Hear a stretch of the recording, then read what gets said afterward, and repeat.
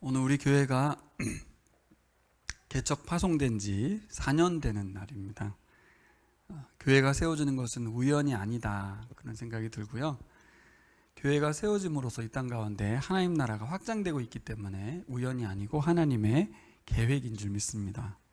바울이 에베소서에서 창세전부터 하나님께서 갖고 계셨던 위대한 경륜 두 가지가 있는데, 그 하나는 예수 그리스도라고 말을 하고요, 두 번째는 교회라고 말을 합니다. 하나님의 계획 속에 교회가 있었다는 거죠. 그래서 우리 교회가 시작된 것도 어떤 목사님의 마음에 감동 주시고 저도 순종해서 했지만, 창세전부터 가지고 계신 하나님의 위대한 경륜이라고 해요. 계획보다 더 큰 것, 우주적인 계획을 경륜이라는 단어를 쓰는데, 그 한 분이 예수 그리스도라면 그 하나가 또 교회다. 예수 그리스도께서 이 땅에 오신 목적도 교회를 세우러 오셨다, 이렇게 봐도 무방합니다. 그래서 여러분, 예수께서 이 땅에 오셔서 하나님의 사명을 완수하셨죠. 그리고 승천하셨어요. 그리고 이 땅 가운데 예수 그리스도의 교회를 세우셨습니다. 그래서 교회는 하나님의 위대한 사명을 이 땅 가운데 펼쳐가는 사람들이 교회입니다. 예수가 하셨던 일을 이어받아서 하는 사람들. 그래서 우리 교회 개척 파송 4년째 되는 오늘, 우리 오늘 말씀을 통해서 우리 교회가 존재해야 되는 이유, 그것을 묵상하는 시간, 또 그 목적을 되새기는 시간 되기를 소망합니다. 오늘 말씀 1절을 보면 모세가 죽기 전 생의 마지막 명령이 주어졌다는 것을 이야기하고 있습니다. 너 좀 있으면 죽을 건데 죽기 전 이것은 꼭 완수하고 죽어야 해. 이 마지막 명령이야. 목숨 걸고 감당해야 된다는 것을 우리는 사명이라고 부르거든요. 사명. 모세가 죽었잖아요. 왜 죽었는가 할 때 육체의 수명이 다해서 죽었다라고 보기보다는, 그 관점보다는 어떤 관점이 필요하냐면, 모세가 맡겨진 사명을 완수했기 때문에 죽었다, 이렇게 보는 것입니다. 이것이 우리 그리스도인들이 가져야 될 생각입니다. 우리는 맡겨진 사명을 완수하기 전까지는 죽지 않습니다. 우리가 사명을 다 감당해야 그때 죽습니다. 그래서 사도 바울이 사도행전 20장 24절에서 나의 달려갈 길과 주 예수께 받은 사명, 곧 하나님의 은혜의 복음 증거하는 일을 마치려 하면은 나의 생명을 조금도 귀한 것으로 여기지 않는다. 저는 그게 처음에는 그게 본인의 어떤 결연한 의지라고만 생각했지만, 좀 전에 제가 말씀드린 논리로 가면 바울은 아는 거죠. 자신의 사명이 닿을 때까지 난 죽지 않는다. 그러니까 죽음을 두려워하지 않는 이유는 뭐 때문에요? 사명 때문이었어요. 하나님께서 나를 살려주신 이유가 있다는 거죠. 죽지 않고 내버려 두신 이유가 있다는 거죠. 그 이유를 내가 감당하기까지는 죽음이 전혀 두렵지가 않아요. 여러분, 우리들 여기 계신 한 분 한 분들이 여러분에게 맡겨주신 사명을 감당하기 전까지는 죽지 않습니다. 그러니까 두려워하지도 말고 불안해하지도 말고 걱정도 하지 마세요. 안 죽어. 그리고 만약에 내가 질병이 걸리거나 혹시 사고가 생기는 건 어떻게 될까요? 다 뜻이 있는 거예요. 남겨진 사람들에게 메시지가 될 수도 있고, 질병이 걸리면 여기까지인가 보다 하고 감사해야 돼요. 제가 설교를 해서 준비한 게 아니라 제가 오늘 아침 묵상한 거예요. 난 사명을 감당한 것 같지 않은데, 난 그냥 교회 다니다 죽는 건데, 그러다가 병 걸렸는데, 아니에요. 자식을 낳고, 그죠? 그 영혼을 키우고 성장시키고, 여기까지 하나님이 하라는 거예요. 그런 관점으로 구약 성경을 보면 좀 시선이 달라집니다. 오늘 모세에게 마지막 명령이 주어졌어요. 그것은 바로 뭐예요? 이스라엘의 원수, 하나님의 원수를 처단하라는 거예요. 민수기 저자는 모세가 하나님의 마지막 명령을 완수했다고 기록하고 있습니다. 자, 오늘 말씀이 단순히 모세의 마지막 하나님의 명령을 완수했다는 이야기를 그냥 기록해서 전달하고자 함이 아니겠죠. 뭐예요? 영적인 후손들인 우리 교회에게 주는 메시지라고 저는 생각을 합니다. 교회로서 우리는 하나님의 명령을 어떻게 완수할 것인가? 하나님 우리들 교회에게 주신 사명은 무엇인가? 오늘 본문에 나와 있습니다. 오늘 말씀을 통해서 우리가 귀한 통찰을 얻기 원합니다. 일단 여러분도 저하고 비슷한 생각이 있을 텐데, 성경 읽으면서 가장 이해가 안 되는 장면이 뭐냐면, 하나님이 사랑의 하나님이라고 하는데 무지막지하게 심판하는 걸 볼 때 이해가 잘 안 됩니다. 가나안 땅 정복 전쟁에서 하나님 뭐라고 하냐면 원주민을 진멸하라고 합니다. 이것을 히브리어로 헤렘이라고 하는데, 진멸에 해당되는 게 뭐냐면 어린아이들까지 포함해서 다 죽이라는 겁니다. 받아들이기 어려운, 좀 이해하기 어려운 사랑의 하나님인데 왜 어린아이를 죽이지? 근데 씨를 말리라는 거예요. 다 죽이라는 거예요. 왜 그토록 무자비하게 아이들까지 하나님이 죽이라고 하시는지 이해가 안 되는 거죠. 그게 성경 읽을 때 저는 그렇게 이해가 안 되더라고요. 여러분들은 이해가 되셨나요? 잘 이해가 안 돼요. 사랑의 하나님 맞나? 이게 사랑의 하나님이라고 말할 수 있나? 자, 그래서 중고등학교 시절에는 친구들에게 사랑의 하나님을 소개하기가 좀 어려웠어요. 내가 봐도 성경에 이해가 안 되는 하나님인데 뭐가 사랑의 하나님이야? 그럼 뭐라고 말해야 되지? 그래서 말하기 어려웠어요. 나만 믿자, 나만. 오늘 말씀도 바로 그 진멸하라는 헤렘 명령이 떨어졌거든요. 그래서 사실 이 본문을 읽다 보면 좀 찜찜합니다. 12절 보시면 군대 지휘장과 천부장, 백부장, 남자들을 다 죽였죠. 그렇죠? 그리고 여인들은 모두 전리품으로 데리고 왔어요. 다 죽이지 않았다 그 말이에요. 제가 보기엔 이게 이해가 돼요. 여자들인데. 여자들은 좀 다르지 않나? 연약하지 않나? 그들을 살려내고 변화시키면 되지 않을까? 근데 모세의 반응이 14절에 나오는데 뭐라고 하냐면 모세가 노하니라. 이게 앵그리 정도가 아니에요. 진노했다. 하나님 대신 진노한 것이죠. 17절에 보면 뭐라고 말해요? 아이들 중에서 남자는 다 죽여라. 남자를 아는 여인을 또 다 죽여라. 그래 누구만 남는 거예요? 아직 남자와 관계하지 않은, 그렇게 따지면 어린 여자아이들만 남겨놓고 다 죽이라는 거예요. 문제는 적용이죠, 적용. 도대체 이 말씀 우리 삶에 어떻게 적용해야 되지? 대략 난감한 본문입니다. 그래서 여러분, 세계 역사 속에서 교회는 이 원수 개념을 잘못 정의해서 이 원수를 적그리스도라고 규정하고 타종교, 특별히 이슬람에 대해서 이 본문을 적용하는 거예요. 그래서 명분 삼아서 다 죽이는, 십자가 원정도 그랬죠.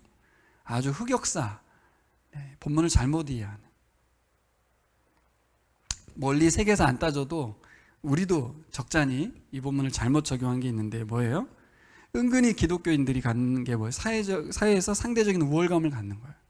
어떤 마음이냐면 일반 사람들을 죄인으로 만들어 버리는 거예요. 너희들은 죄인이야. 너희들은 죽을 거야. 나는 예수 믿고 살아있어. 그러면서 죄인 취급하면서 공격적 전도를 하는 거예요. 우리가 너희를 구출해 주는 거야. 여러분, 과연 본문이 이걸 말하고 있는 걸까요? 저도 한때는 그런 우월감 속에서 선교하고 전도하고 그랬던 것 같아요. 특별히 선교지에 가는 선교사들이 갖는 아주 안 좋은 모습들이죠. 그들을 계몽하겠다는 생각, 그들에게 내가 뭔가를 준다고 생각하는 생각들을 가졌는데, 예수 그리스도는 하늘에서 이 땅에 오신 이후에 그런 마음을 갖지 않으셨죠. 그분은 성육신 하셨어요. 단순히 하늘에서 내려온 것만이 성육신이 아니라 이 땅에서 살아가는 모든 삶이 성육신적인 삶이었어요. 가장 낮은 자들을 향해서 계속 낮아지신 분이 예수 그리스도였거든요. 사실 그렇게 따지면 적그리스도일지라도 그들에게 낮아지고 섬기는 것으로 해결했어야 되는데 그들을 처단하는 것으로 해결했던 흑역사가 우리에게 있습니다. 또 우리 주변에 있는 사람들에 대해서도 저 죄인을 심판해야 되는데, 구원해야 되는데, 이런 생각을 우리가 가졌던 적이 있죠. 우리 교회가 사회와 세상을 향해서 공격적인 전도와 우월감을 가질 수 있을까? 그럴 수 없습니다. 오늘 말씀 보면서 우리 교회가 감당해야 될 사명을 잘 한번 새겨봤으면 좋겠습니다. 1, 2절에 나와 있는 내용 같이 볼까요? 주님께서 모세에게 말씀하셨죠. 너는 미디안 사람에게 이스라엘 자손의 원수를 갚아라. 그렇게 하고 난 다음에 너는 조상에게로 돌아갈 것이다.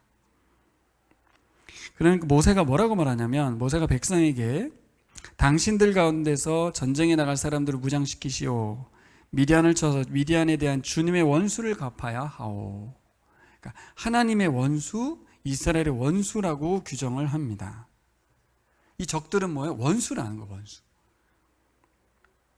두 번째 우리가 생각해 봐야 될 건 뭐냐면, 싸우는 인원과 규모를 뒤에 정하죠. 4, 5절에 보면 지파별로 1000명씩 뽑습니다. 그래서 100만 명 중에 1000명씩, 그래서 12,000명, 지파 12지파 총합이 12,000명이 되겠죠. 어떤 의미겠어요? 12지파니까 모두 참여하라는 얘기고, 1000명이라는 숫자는 뭐예요? 완전 숫자로서 이스라엘 지파 백성 모두 한 사람도 예외 없이 모두가 이 전쟁에 참여한다, 그런 의미가 있는 것입니다. 모든 지파가 참여하고 1000명이라는 숫자, 대표 12,000명의 숫자는 이스라엘 모두의 전쟁이다, 그런 뜻이 돼요. 그리고 또 하나 주목해 봐야 될 게 뭐냐면, 비느하스, 그래서 엘르아살의 아들 비느하스가 뭘 참전시켜요? 성소의 기구라고 했잖아요. 그걸 정확하게 표현하진 않았지만 법궤라고 보는 분들이 많은데, 하나님도 참전하는 거예요. 하나님도, 그렇죠? 모든 백성들이 함께 이 전쟁을 치른다는 거죠.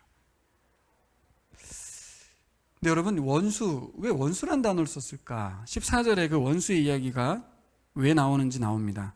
14절로 가볼까요? 31장 14절 같이 읽겠습니다.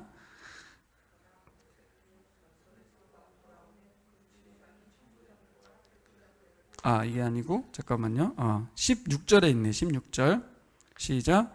이 여자들이야말로 부올에서의 그 사건 때에 발람의 말을 듣고 이스라엘 자손을 깨어 주님을 배신하게 하고 주님의 회중에 연병이 일어나게 한 바로 그 사람들이요. 네. 왜 원수예요? 이스라엘 백성들이 발락 왕의 유혹으로 발람이 저주하게 했었는데, 그때 하나님이 막으셔가지고 발람이 저주를 못했죠. 그렇게 하고 고국으로 돌아갔잖아요.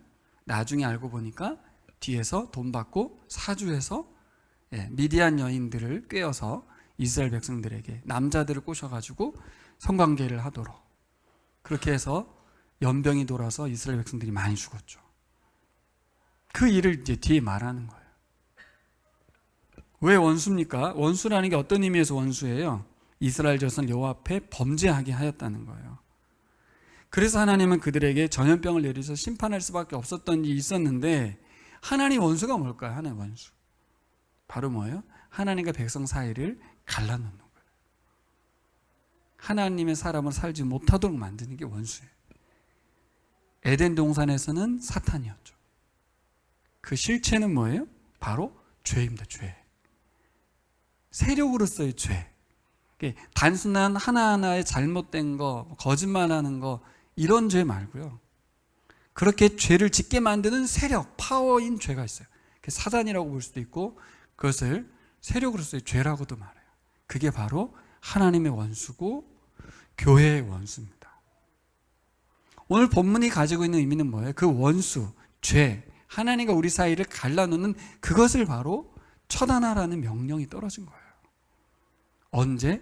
가나안 땅 들어가기 직전에 모세에게 마지막 명령이었어요. 왜 그런 명령이 떨어졌을까요? 이스라엘 백성이 어떤 백성이냐가 참 중요한데, 출애굽기 19장에 가면 이스라엘 백성을 규정하잖아요. 뭐예요? 시내산에서 하나님의 소유된 백성이라고 그랬거든요. 이 소유된 백성이 히브리어로 세귤라라고 하는 보물이란 뜻이에요. 하나님의 소유.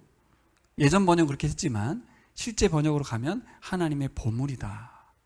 우리 이창선 성도님에게 우리 윤성이와 윤설이는 보물인 것처럼, 그렇게 내 새끼다, 그런 의미도 있는 거예요. 누구와도 바꿀 수 없는 나의 것, 그게 보물입니다. 두 번째는 거룩한 백성이라는 뜻인데, 이 거룩한 백성은 하나님이 거룩하신 존재이기 때문에 이스라엘 백성을 하나님과 관계하는 거룩한 백성으로 삼으셨다고 그랬어요. 그리고 세 번째로 뭐예요? 온 세상의 복의 통로 역할을 감당하는 제사장 나라라고 이스라엘 백성을 규정했거든요. 세 가지가 뭐였죠?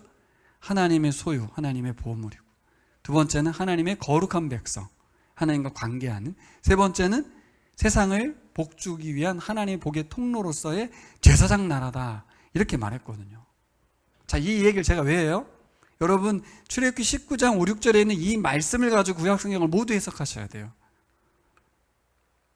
아브라함을 부르신 목적도 거기에 있고요. 이것이 또 우리에게도 연결됩니다. 하나님께서 이스라엘 백성들을 부르셨어요. 근데 왜 원수를 처단하는 이유가 뭐예요? 이 사명을 감당하는 데 있어서 이 원수가 못하게 만든다, 그 말이에요. 가나안 땅 들어가는 목적은 가나안 땅에서 누리기 위함이 아니고 그곳에서 거룩한 백성으로, 하나님의 소유된 백성으로서 제사장 나라 역할을 하려고 들어가는 거거든요. 근데 그 역할을 감당함에 있어서 하나님과의 관계를 멀리 만드는, 이스라엘을 범죄하게 한다는 말은 하나님의 말씀대로 살지 못하도록 만드는, 다른 말로 하면 자기 욕심대로 살게 만드는, 더 쉽게 말하면 그냥 하던 대로 살게 만드는, 이집트에서 살던 노예 근성대로 살게 만드는, 새로운 삶을 살아가는 게 불편하거든요. 우리 수환 형제 예수님 믿고 살아가는데 좀 불편하진 않나요? 네. 토요일 날 이렇게 밤새워서 일하고 나면 자면 됐는데 꾸벅꾸벅 졸음을 참아가면서 예배를 드려야 되니 얼마나 불편합니까? 네. 아까운 돈 내서 수련회도 가야 되고, 나를 위해서 돈을 쓰면 되는데 헌금도 해야 되고, 다른 용처가 생기기 시작하잖아요. 계속해서 나에게 하나님의 말씀은 섬기라고 하고, 뭔가 너의 재능과 은사를 흘려보내라고 요구합니다. 불편해지기 시작해요. 하던 대로 살면 되는데 그렇게 하지 말고 다른 삶을 살라고 요구하기 때문에 불편해지거든요. 우리의 원수들은 우리에게 어떻게 해요? 그냥 네 하던 대로 해. 네가 뭐라고, 네가 뭐 대단한 인간이라고, 아유 너의 믿음이 뭐라고, 그냥 하던 대로 해. 이게 원수입니다. 여러분, 이것을 잘라내라는 거예요. 그 노예 근성, 그 탐욕대로 살아가려는 그 마음, 미디안 여인들의 속아서 그들과 성관계를 하고, 그들과 몸이 섞이고 피가 섞여 버린 거룩한 백성을 포기하고 자기 정욕대로 살게 만들었던 그거를 처단하라는 거예요. 여러분, 이것에 타협이 가능할까요? 왜 헤렘이고 왜 진멸인지 우리가 이해해야 돼요. 우리 수아와 수빈이는 아빠와 엄마와의 관계 속에서 부모님이 하지 말라는 게 있을 거 아니에요, 그렇죠? 그러면 우리 수아와 수빈이는 내 생각엔 이건 해도 될 것 같은데, 별거 아닌데? 근데 엄마 아빠가 볼 땐 절대 해서는 안 되는 것들이 있잖아요. 그거는 아예 잘라버려야 되는 것들이 있잖아요. 그게 하나님과 우리 사이의 관계도 마찬가지예요. 우리는 이게 별거 아닌 거고 괜찮은 거라고 생각하고 판단하는 것들이 있지만, 하나님 어떻게 해요? 없애버리라는 거죠. 그래서 누구에게 마지막으로 준 명령이에요? 모세에게. 근데 이스라엘 백성들의 천부장 백부장이 지금 여인들을 데리고 오는 거예요. 모세가 볼 때 이건 아닌 거죠. 자, 우리 교회가 감당해야 될 사명을 여기서 생각해 볼 수 있습니다. 우리는 뭘 감당해야 될까요? 우리가 복음을 전하고 하나님 나라 확장해 가고 그런 사명을 감당함에 있어서 우리의 원수는 뭐예요? 그 일을 감당하는 데 있어서 방해하는 것들이죠. 하나님과 우리 사이를 갈라놓는 죄입니다. 죄의 유혹들이에요. 서두에 말씀드린 것처럼 우리는 하나님 말씀 중에서 어린아이들까지 진멸하라는 말씀, 연약한 여인들을 죽이라는 명령이 부당하다고 생각했습니다. 하지만 그들이 장차 이스라엘과 하나님 사이를 갈라놓는 덫이 될 거라는 것을 모르는 것이죠. 여러분, 우리가 이런 착각에 빠지면 안 돼요. 이런 오만함에 빠지면 안 돼요. 뭐예요? 사랑의 하나님보다 내가 더 사랑의 사람이 되려는 그 오만함을 버려야 돼요. 하나님을 판단하고 하나님 어떻게 이러실 수가 있어? 라는 그런 생각 자체가 바로 오만함입니다. 우리 교회는 이 사명을 감당하는 데 있어서 방해되는 죄와 철저히 결별해야 되는 공동체입니다. 한번 따라해 보실까요? 교회는 죄와 결별해야 합니다. 네. 이걸 모르지는 않죠. 근데 이게 가벼이 여겨지는 시대이고 별거 아닌 것 같고 그 이야기를 하는 순간 꼰대로 여겨지는 그런 시대가 되었습니다. 모세가 지금 저희들 다 죽이라고 명령했을 때 반발은 없고 다 순종했죠. 이 시대에 만약에 제가 이거는 아닌 것 같아, 하나님과 우리 사이를 갈라놓을 수 있어, 제거해야 될 것 같아 라고 말하면 어떨 것 같습니까? 다양한 의견이 나오겠죠. 그러니까요. 교회가 무너지는 이유는 결국 하나님께서 우리 가운데 주인 되시길 원하시는데 그것을 각자가 주인인 것처럼 민주적인 교회로 만들어가기 위해서 의견을 존중하기 시작하면서 무너지기 시작합니다. 죄와 결별해야 되는데 죄와 함께 가려고 하는 거예요. 특별히 한국 사회는 정적인 사회라 그게 너무 어렵습니다. 그래서 우리가 기도해야 되는 거예요. 어떻게 하면 하나님과 우리 관계를 끊어놓으려고 하는 세력과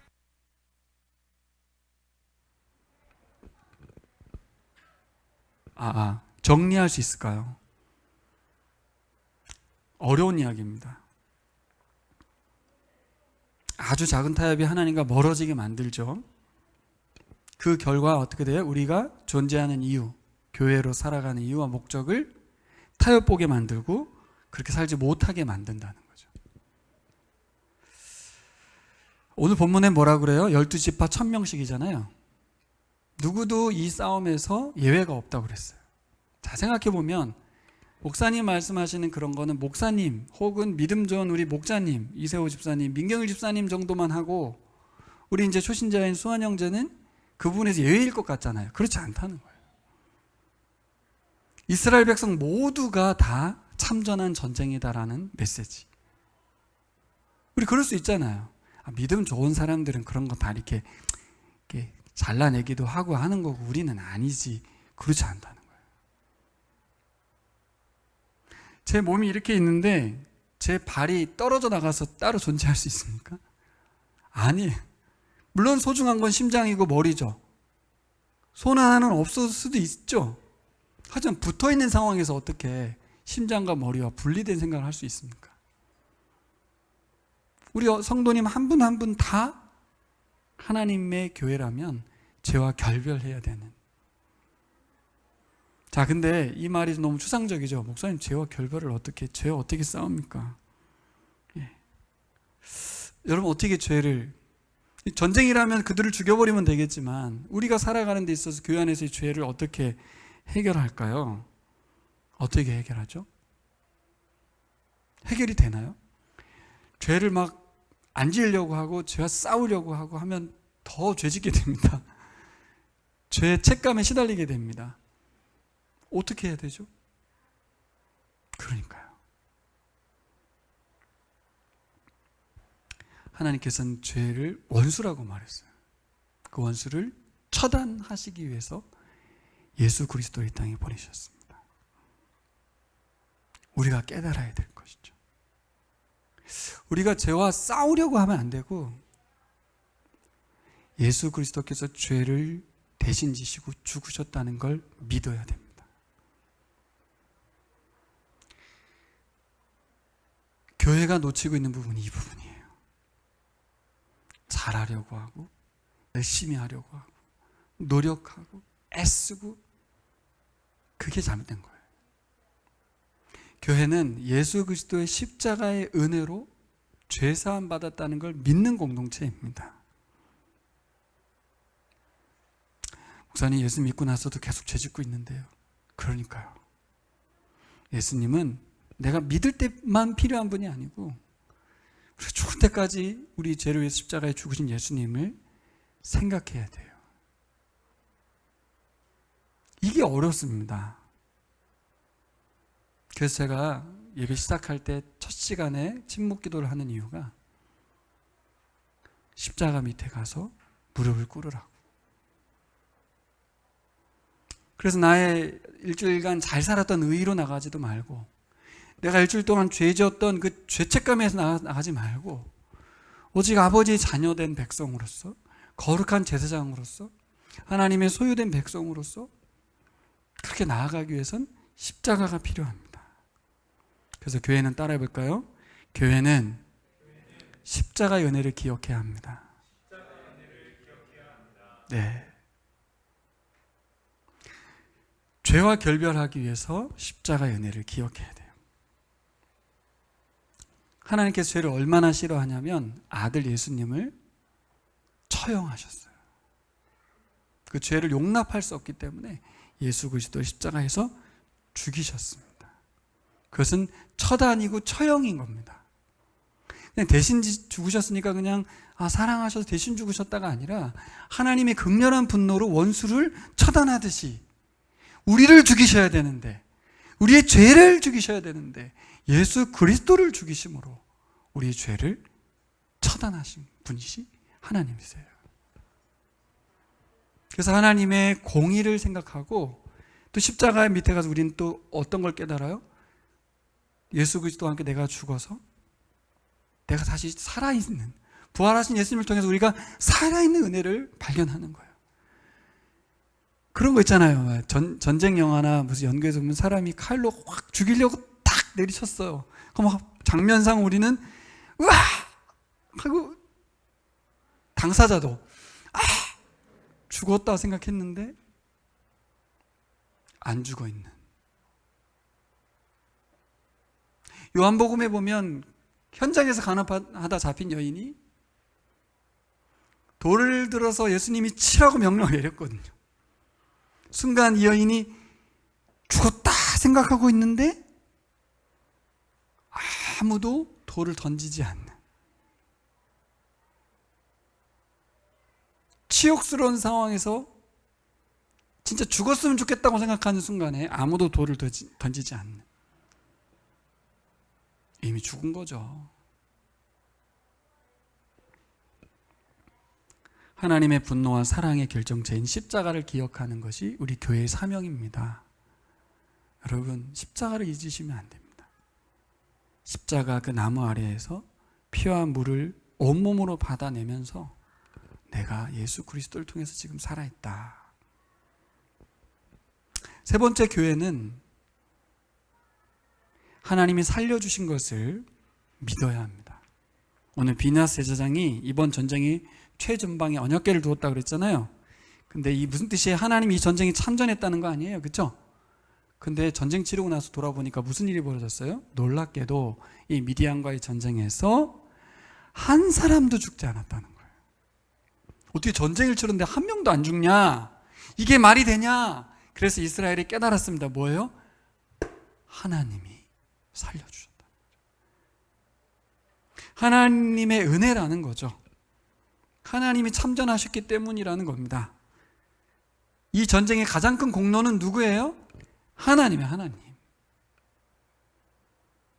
그래서 전리품 중에서 귀금속들을 모두 어떻게 해요? 우리가 가지지 않고 하나님께 드려야겠다. 하나님께 우리 생명값으로, 속전이라고 되어 있거든요. 속전이 뭐예요? 대속해서 내는 돈. 나를 살려주신 생명값을 바쳐야겠다 생각해서 귀금속을 모두 바쳤습니다. 그 참여했던 모든 군인들이 동의했어요. 12,000명 한 명도 안 죽었다고요. 말이 됩니까? 여러분, 우리가 뭘 깨달아야 돼요? 교회는 하나님이 살려주신 공동체입니다. 그래서 교회는 뭐 해야 돼요? 하나님께 드려야 되는 공동체예요. 뭘 드려야 돼요? 자신을 드려야 돼요. 내가 죽었는데, 죽을 수밖에 없었는데, 죽음을 각오하고 전쟁에 참여했는데 죽지 않고 살아있다는 것은 하나님의 은혜라는 걸 인정하고, 어떻게 해요? 하나님이 우리 생명의 주인 되심을 인정하고 하나님께 자신을 드려야 돼요. 근데 내 자신을 드린다는 걸 뭘로 표현합니까? 우리가 헌금으로 표현하는 거죠. 하나님 앞에 내 목숨값의 일부인 월급의 일부를 헌금으로 내는 거고, 내 소중한 시간, 생명이 시간이잖아요. 시간 중의 일부를 섬기기 위해서 하나님께 드리는 거고, 예배의 자리에 나와서 하나님께 드리는 거예요. 저를 살려주셨기 때문에 제가 하나님 앞에 감사하러 이 자리에 나오는 거죠. 여러분, 잘 생각해 보세요. 전쟁 치르다가 전쟁터에서 죽으면 그 돈도, 그 사랑하는 가족도, 나의 미래도 모두 제로가 되는 거예요. 그럼 우리가 살아있는 것이 하나님의 은혜라는 것을 안다면 하나님께 드려야 합니다. 교회는 하나님께 헌신하는 공동체입니다. 하나님께 드리는 공동체예요. 우리가 이제 헌금을 하다 보면 습관적으로 세금 내듯이 이제 헌금하게 되거든요. 그때마다 앞순서에 있는 예수 그리스도의 십자가를 생각해야 하고요. 그 앞순서에 있는 십자가는 왜 지신 거예요? 죄 때문입니다. 마지막으로 하나님 뜻대로 교회는 사람들과 나눠야 돼요. 오늘 뒷부분은 무슨 일이 벌어져요? 모세의 명령대로 전쟁에 나갔던 사람들이 가져온 전리품을 배분하는 일이 나옵니다. 이 배분을 할 때 전쟁에 나간 사람들만 전리품을 취하지 않고 전쟁에 나가지 않은 나머지 90%에게 반을 떼어주라고 말합니다. 그리고 제사장과 레위인들에게도 바치라고 하죠. 왜 나눠야 돼요? 이스라엘 백성 모두의 전쟁이기 때문에 그렇습니다. 이 자본주의 논리에서 말이 안 돼요. 수고하고 애쓴 사람들만 가지면 되는 거죠. 근데 성경은 뭐라고 그래요? 너희들 반만 갖고 반은 다 돌려줘. 그리고 제사장과 레위인들에게는 더 많이 줘. 이렇게. 하나님 나라 원리는 뭐예요? 그들이 대신하여 싸우는 대표의 원리, 그리고 공동체의 원리가 작동을 하고 있습니다. 여러분, 교회를 보시면 일하는 사람들이 소수일 수밖에 없어요. 그분들이 믿음이 좋고 또 헌신되었기 때문이죠. 어떤 분들은 그 혜택만 입습니다. 새 가족이 그럴 거고 노인들이 그럴 것이고, 그렇죠? 또 연약한 아이들이 그렇겠죠. 근데 그들에게도 다 나누라는 거예요. 배분하라는 거예요. 왜요? 하나님 왕이시기 때문에, 그분의 것이기 때문에, 그분이 우리를 살려주셨기 때문에, 그분이 거저주신 전리품이기 때문에 나눈 겁니다. 여러분, 우리가 살아간 세상은 약육강식의 세상이죠. 자본주의 논리가 작동되는 세상입니다. 그리고 적자 생존의 원리가 작동되고 있는 세상이에요. 이 원리가 교회에서도 자꾸 이렇게 작동돼야 된다는 사람들이 계세요. 아니, 이 봉사 헌신한 사람들이 따로 있는데, 그러면서 막 의견을 내는 분들이 계시거든. 목사님이 나누라고 하면, 목사님, 그게 말이 됩니까? 이렇게 말하는 분들이 계시죠. 근데 여기 성경의 원리를 그대로 가져와야 돼요. 그래서 사도행전에 가면 어떻게 해요?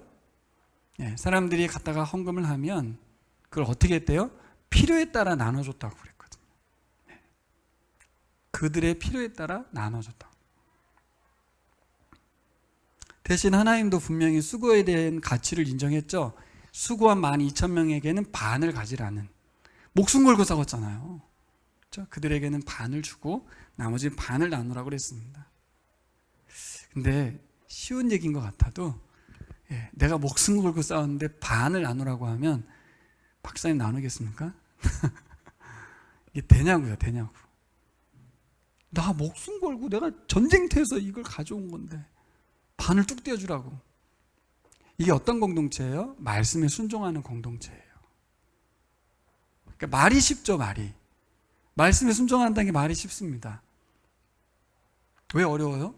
그 말씀이 목사님을 통해서 나가고 영적 지도자에 의해서 결정을 내릴 때 그건 목사 생각이고 이럴 수도 있기 때문에, 이 영적인 지도력이 미쳐야 되는데 그게 어려울 때, 그게 왜 자꾸 목사 개인의 생각으로 치부될 수 있죠? 그럴 수도 있는 가능성이 분명히 있습니다.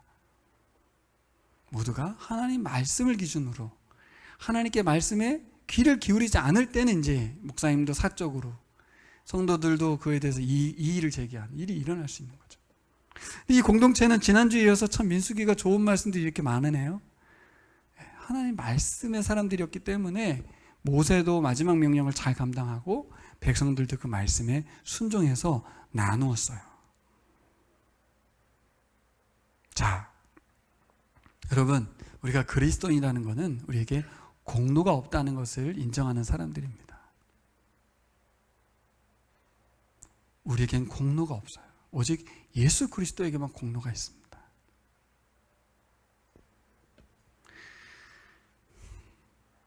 사도 바울은 이런 말을 했죠. 내게 능력 주시는 자 안에서 모든 것을 할 수 있다.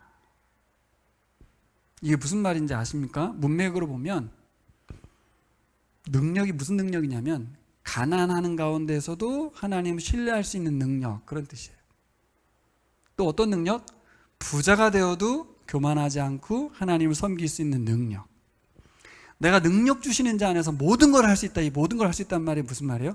가난해도 하나님을 예배하고 부자가 되어도 교만하지 않고 하나님을 예배할 수 있는 그 능력을 말합니다. 이게 뭐예요? 자족하는 능력이에요. 자족하는 능력. 여러분, 교우들에게 주는데 아까워하지 않고 비교하지 않고 자족하라고 교회가 생겼습니다. 세상은 자족하지 않습니다. 세상 어떤 집단도 더 가지려고 해요. 서로에게 뺏으려고 해요. 하지만 교회는 이만큼으로도 하나님께 감사하는 공동체입니다. 여러분, 우리 교회를 돌아보겠습니다. 우리는 좀 작아서 그렇지만 좀 많아지기 시작하면 아까 제가 말한 일들이 생겨요. 교회가 부자도 있고 가난한 자도 있고, 또 효율의 논리가 들어와서 수고한 사람들에게 더 많이 공로를 인정해 줘야 되고, 교회에서 천덕꾸러기가 되는 사람들은 이제 노인들이 제일 그렇고, 장애인들, 또 여인들, 수고는 남자들보다 훨씬 많이 하는데 의사결정에 전혀 참여시켜주지도 않는 어떤 그런 구조가 있죠, 우리 교회들에게. 여러분, 교회는 어린이, 노인, 여인, 장애인들, 뭔가 좀 남자들보다는, 돈 버는 사람들보다는 무익하고 생산성 없는, 능력 없는 존재라고 여겨지지만, 한번 생각해 보세요, 여러분. 노인도 없고 아이도 없고 여인도 없고 애는 돈 버는 남자들만 있는 교회. 어떨 것 같아요? 좋을 것 같아요? 네. 그냥 존재만 해도 가치 있는 분들이 계세요. 그분들은 그냥 존재만 하시는 게 제가 보기에도 너무나도 감사한 분들이 계신데, 그분들은 물론 미안해 하겠지만 어떤 분일까요? 절망 중에도 죽음을 택하지 않는 분들. 그분들은 살아있어 주는 게 감사하지 않아요?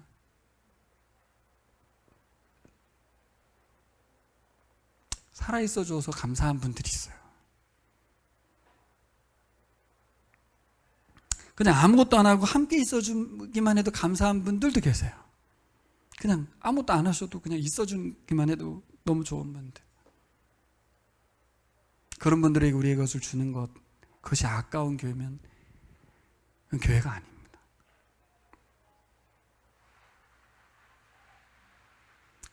우리 중에 능력 많은 분들이 계세요. 돈 좀 있을 수도 있고, 또 학력이 높은 분들이 계실 수 있어요. 돈이 왜 많은 거냐? 나눠주라고 돈 많이 준 거예요. 왜 공부를 많이 했냐?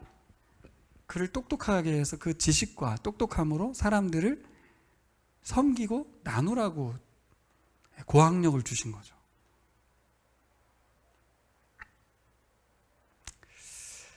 여러분, 체력이 좋아요. 그러면 그 사람 뭐예요?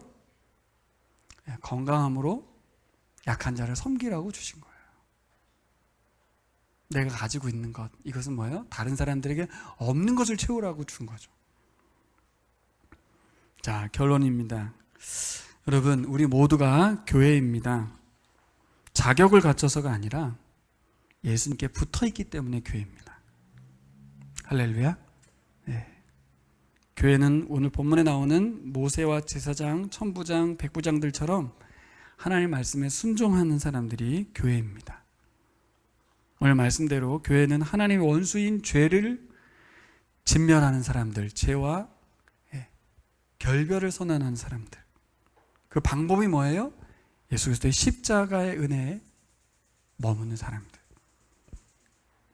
그리고 우리의 생명을 살려주신 하나님께 우리를 드리는 사람들, 헌금을 드리는 사람들. 그리고 교회는 우리에게 주신 것들을 사람들과 기쁨으로 나누는 사람들, 말씀의 원리대로 순종해서 나누는 사람들이 바로 교회입니다. 지금 제가 전도 이야기도 안 하고 선교 이야기도 안 하고 교회가 뭔가 사명이 뭔가 공격적인 뭔가를 하는 것인 줄 알았는데, 이번에 우리 애찌는 통독 신약 세미나를 들으면서 손석희 씨가 했던 뉴스 브리핑에 나왔던 이야기, 그 PPT에 있었는데 제가 따로 준비하진 않았는데 거기에 이런 게 나와요. 교회의 숫자랑 편의점 숫자랑 비교하는. 그 보신 적 있으시죠? 교회 숫자가 편의점 숫자보다 훨씬 많습니다. 근데 거기 옆에 문구가 뭐라고 써 있냐면, 복음은 교회를 통해서 확장되지만 복음은 교회를 통해서 확인된다, 이렇게 써 있어요. 복음을 확장하기 위해서 교회를 세우고 교회가 많아지긴 했는데, 편의점 숫자보다 많은 교회를 보면서 사람들은 복음을 확인하느냐는 거죠. 정말 그 복음이 들을 만한 것인지, 정말 믿을 만한 것인지, 모든 것을 버려두고 따를 만한 것인지, 그게 복음인지 우리 교회가 보여주고 있냐는 거예요. 김남준 목사님이 그런 말씀하셨대요. 복음 전도에서 가장 중요한 요소는 뭐냐? 그건 바로 교회가 교회다움을 회복하는 것이다. 성도가 성도다움을 회복하는 것이다. 전도와 선교 전략을 잘 세우는 게 아니다. 그렇게 말씀하셨다고 해요. MMT 선교훈련에서 문창송 목사님 말씀하신 대로 이주민 선교의 목표는 역파성 선교가 아닙니다. 환대입니다 라고 말했던 거와 연결될 수 있죠. 오늘 본문에서 제가 이 개척 4주년에 여러분들에게 드리고 싶은 말씀은, 우리 개인이 출애굽기 19장의 말씀의 그 이야기가 나에게 주신 말씀이라는 것을 회복했으면 좋겠어요. 나를 하찮은 존재로 여기지 않으셨으면 좋겠고, 나를 평범하다고 말하면서 평가절하하지 않았으면 좋겠고, 하나님의 보물입니다. 왜요? 아들 예수를 죽이면서까지 우리를 살리려고 했기 때문입니다. 우리는 거룩한 존재예요. 왜요? 뭐 때문에? 하나님이 우리와 교제하기 위해서 구별한, 하나님 우리와 교제하고 있잖아요. 그 자체로 우리는 거룩하다고. 그리고 우리는 거룩한 제사장이죠. 제사장. 우리를 통해서 복을 흘려보내고 싶으세요. 많은 사람들에게 하나님 아버지를 소개하는 통로로 우리를 삼으셨다는 거죠. 그렇게 살다가 수명이 되면 죽는 건데, 이 수명은 뭐예요? 우리가 사명을 완수했기 때문에 죽는 겁니다. 우리의 사명이 뭔데요? 교회로 살아가는 것입니다. 교회로. 여러분이 예수 그리스도의 은혜를 보여주는 사명을 맡았습니다. 기도하겠습니다. 다 같이 일어나셔서 우리 함께 기도하겠습니다.